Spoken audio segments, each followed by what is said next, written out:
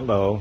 Today I have a 2012 Acura TL, and the customer says that the EBS light is on the whole time, and he sent it to a mechanic and he replaced the EBS sensor, and the problem still exists. So he told them to replace the EBS module assembly, and he did.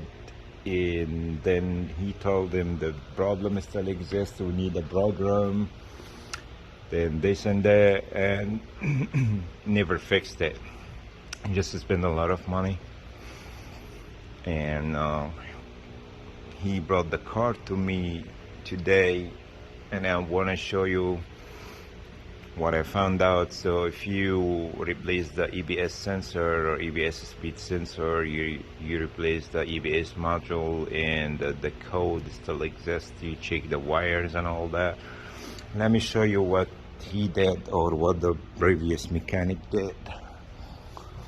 So this is actually the problem here, which is this EBS sensor is not reading all my live data, but the wire is good. And what I found here is I already compressed it. The previous mechanic, or whoever worked on it, he compressed this bearing upside down. So this face, it was inside like this over here, and it should be this side. So you can see this magnet, it's for the EBS to read the speed. So compress it upside down so the EBS cannot read anything.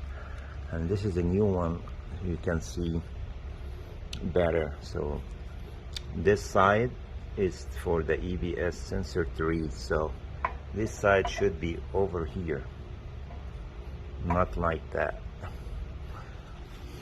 So that sensor, when you installed it, this sensor goes over here and it starts reading the speed from this magnet around the bearing.